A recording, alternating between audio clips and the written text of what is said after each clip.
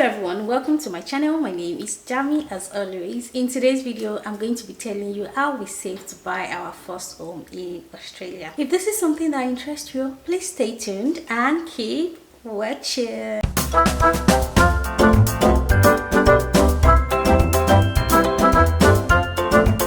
In this video I'm going to be telling you how we save plus the cost involved in buying a house in Australia, because most people think, oh, I just need to get my 10% deposit or 5% deposit.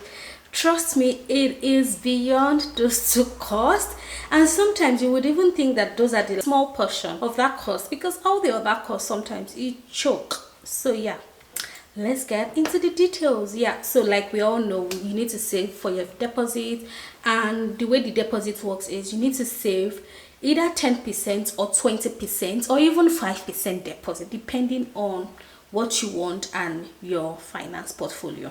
So if you save a 5%, best believe you are going to be paying a higher interest rate. You're going to be paying LMI. LMI is the loan mortgage insurance, and basically the bank is just taking an insurance on your loan. Should you default and not be able to pay the loan, they have an insurance they can fall back on. So you're going to be paying LMI, and this LMI is meant to be paid upfront or as part of your loan, but it is not in pennies. Like, it is a lot of money. It ranges from 20 something thousand depending on the value of the property you are buying. So imagine if you have 5%, you're going to be paying this money, or even 10%. For you to escape LMI, you have to be paying 20% deposit, or you work in one of the professional bodies or a member of all these professional bodies. And I know from the top of my head, I know they recently just put nurses on that list. Accountant, if you have a CPA or CA, you are exempted from LMI, and if you are a lawyer or something, you're exempted. Please just check what profession, but there are some professional bodies that are exempted from LMI. But if you don't fall in any of this category and you're paying 5 or 10%, you're going to be paying loan mortgage insurance. So to avoid that, you are better you're better off saving much more than 5 or 10%. So, and I think another thing to consider is, even when you don't have 20% deposit, what you can do is speak to your bank or mortgage broker to say, can I do 15%? What will I save? Because for us, I think we had that kind of conversation, and it helped a great deal. So even if you can't do 20%, try 15, try 16. Like, just play around with numbers and see how much you can cut off from the loan mortgage insurance. So yeah, the very first thing is the deposit. Like we all know, make sure you get all your facts together and you're not making mistakes. That's one. Two, the other thing you need to consider is get the details of all the other costs involved. If you see me looking down, I have my notepad here. So apart from the purchase price, so the initial one is the purchase price. So you're paying the deposit or a portion of the deposit, right? And that's about usually 10, 15, 20% depending on your finance capacity. The next cost you'll be paying is your stamp duty. So stamp duty is what you pay to the government for the property, depending again on the value of your property. I can drop the link of how to calculate what your stamp duty would be depending on the value of your property. Include a link to the government's website where you can calculate the stamp duty depending on the value of your property. So yeah, just check that as well. And this is where, if you're a PR holder or not a PR holder, comes in, because if you're not a permanent resident or citizens, you'll be paying a higher stamp duty, like a foreigner, something. So that's the reason. That's the one reason why most people say, if I don't have a PR, I won't buy a house. And to me, it's really not worth it. So you can just be patient till you get your PR. So yeah, that's it about stamp duty. The next cost involved is transfer registration, and this is about, depending as well, about $3,000. Mortgage registration, I think that was $2,000. Discharge fee, $200. Solicitors, depending on the services you've engaged, it can be from $1,000 to $1,500 to $2,000 depending on how you shop for that.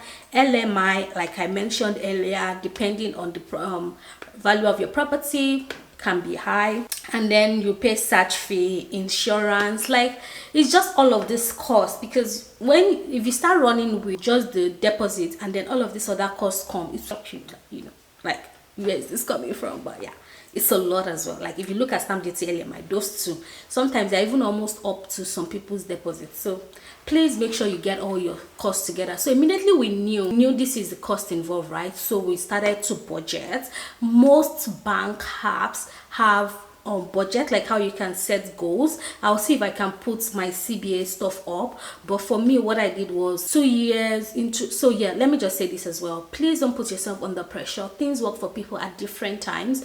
Don't sit down and start beating yourself so hard in your first year of landing in Australia. Oh, I want to buy. It's good to have like the goals, the desire, but don't beat yourself too hard. Your first year when you land here as an immigrant is your year of settling, getting your life together. We didn't save in the first year, so don't put yourself under unnecessary undue pressure. Your first year, enjoy yourself and get settled, get acclimatized with the system and see how things work. And so we started saving in year 2, and what I did on an annual basis was I set a goal in my CBA app and said I'm saving to buy a house. This is how much I want to save for the year. And so he told me, I'm a salary earner, he told me how much I needed to save every month to achieve that goal. And I had an account that would tell me, oh damn it, you're almost at your goal. Like it was tracking it for me, and that kept me on my toe. And that account did not have ATM, I could not withdraw anything from it. I was just monitoring it from my mobile app to save that money. So I splitted it across 2 years, so it was very easy. Like the pressure wasn't that much, if that makes sense. So make sure you set your finance goal, like do your budget. Once you put all these costs I've mentioned earlier together, do a budget and see what's the timeline you want to achieve this goal and start saving for it. It's not easy to just say, oh, I want to buy a house in the next 6 months, except you are earning like serious cash. But if you are a salary earner like myself, you need to plan, you need to budget, and to avoid unnecessary pressure on yourself as well. So plan it and spread it over time in such a way that it is convenient for you. And especially if you're an immigrant, right? You know, when you come in, you just give yourself time to say, okay, I'm coming in as a student, I'm coming in as a sponsored employer, visa, whatever. And you just say, okay, my PR is going to be out at this time, I need to start planning ahead of time. That's just what else. So budget and plan, like plan your finances. So that's very important. Yeah, that's what we did. And then immediately we started the budget. Of course, to achieve the goals we set in the banking app, there were a lot of costs we had to cut out to say, oh, if my son or my daughter is going to childcare 5 days a week, how can I reduce that to 3 days a week so that I can save this cost? So there were many unnecessary expenses we had to cut out to just be able to accommodate this saving goal. So yeah, you need to look at your expenses, review it. Unnecessary expense, please cut it out, so that it's not easy to achieve this goal. So you have to just sacrifice, like you lose some to gain some kind of thing. And trust me, everything at the end of the day will balance out, and it will just even become a lifestyle for some of these things you don't need, to be honest.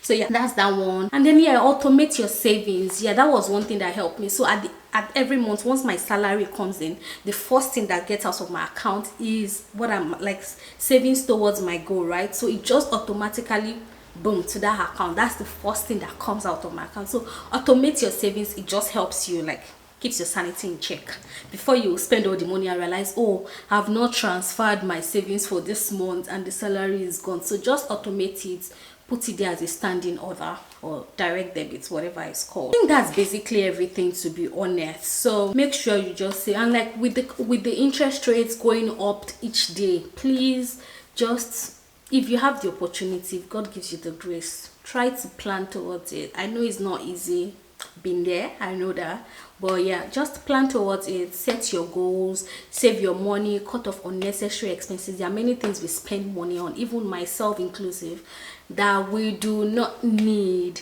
because I just feel like once all of these important things are settled, there will be a time where you now have the money to enjoy and flex, but it's worth the sacrifice.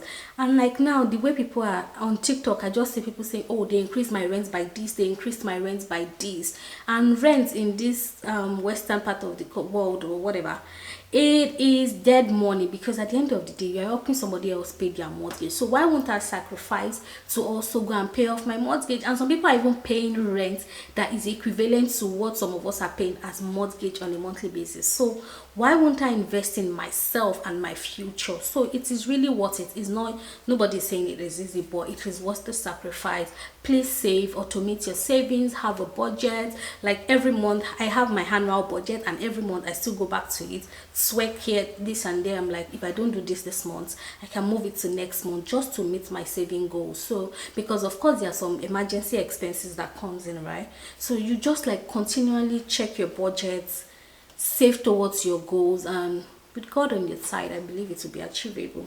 All right, that's it for this video. Make sure you give this video a thumbs up if you really enjoyed it and watch up to this point. You definitely did. And if you're yet to subscribe to my channel, please do so. Please, I'm begging. Anyway, thank you guys so much for watching. I'll see you in my next video. Bye.